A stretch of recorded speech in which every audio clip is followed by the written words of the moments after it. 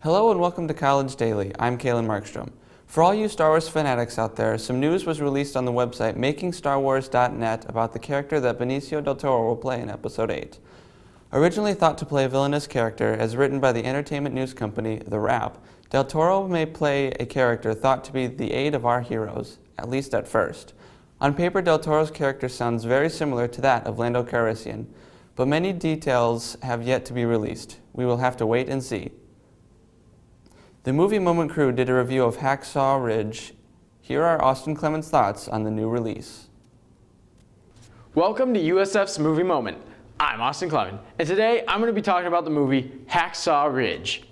Now, this movie follows the character of Desmond Doss and his journey through World War II, specifically the Battle of Hacksaw Ridge on Okinawa. Now, this story is interesting because Desmond Doss is a Seventh-day Adventist, and he doesn't believe in carrying a gun or touching a gun. He is a 100% complete pacifist who wants to fight in World War II.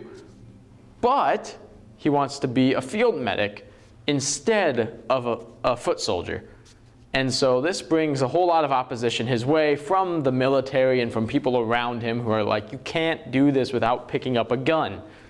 But yet he sticks to his values all the way throughout the movie, no matter how hard it may be at times. And in the end, that leads to him saving over 70 lives that would not have been saved otherwise during the Battle of Hacksaw Ridge. His story was meant to be told through film. Watching this movie, I do not think that there could have been a better way to tell the story of Desmond Doss. From start to finish, I was intrigued, I was interested, I was entertained, and I was on the edge of my seat watching this movie. Personally, I cannot find a fault with the movie.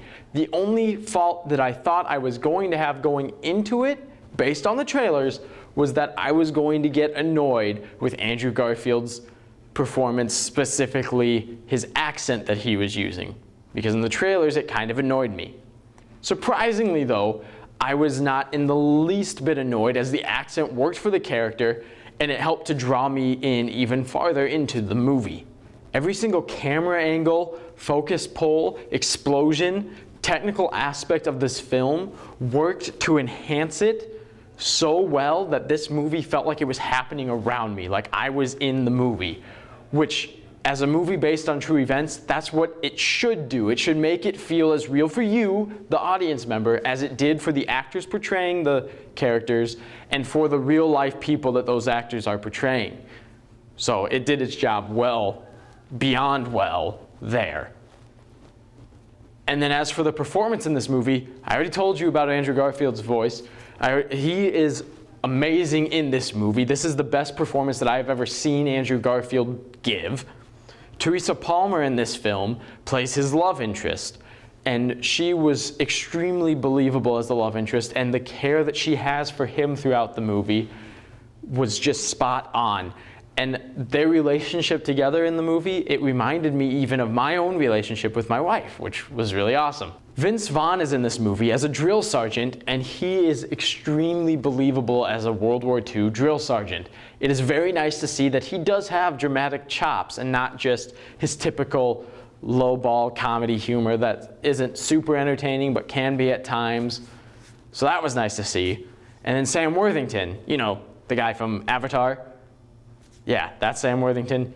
He was in this movie, and he was 1,000 times more believable as a military personnel in this movie than he was in Avatar, because in Avatar, if you remember, he was a military vet who had lost use of his legs, but in this movie, he is a military higher-ranking officer. He's way more believable and way better in his performance in this movie. The last performance I'm going to talk about is Hugo Weaving. And his performance in the movie is that of Desmond Doss's father. So he plays Andrew Garfield's dad in this movie. And it's a very different character than I've seen him play before. Like, we're all used to seeing him play the villain or the mysterious figure, like from V for Vendetta or The Matrix, or even Captain America, the First Avenger. And in all those, he's great. In this movie, though, this has the most depth to any performance that I have seen of him. He plays a broken, drunk World War I vet who saw his best friends die in the war and doesn't want anything to do with World War II, does not want his family members to have anything to do with it, and he is perfect in this movie. In the end, you see that he is really just a broken man who loves his kids no matter what and does want them to do what they think is right. And there's this touching scene that happens between him and Andrew Garfield, and it brought tears to my eyes, and I looked over and it brought tears, and my dad was tearing up a little bit too, who I saw the movie with. And it was just a beautiful portrayal of a broken man who does love his kids, even though at times it may not seem like that.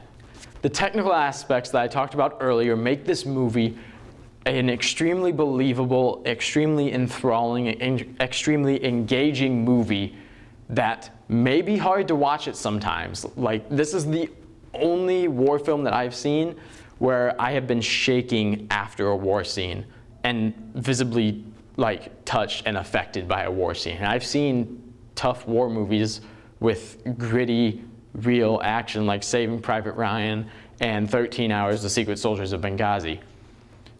And this took me to that whole nother level. So for those reasons, I give the movie Hacksaw Ridge a 10 out of 10. With USF's Movie Moment, I'm Austin Clemen. That is all for today. Come back tomorrow for more USF College Daily. I'm Calen Markstrom.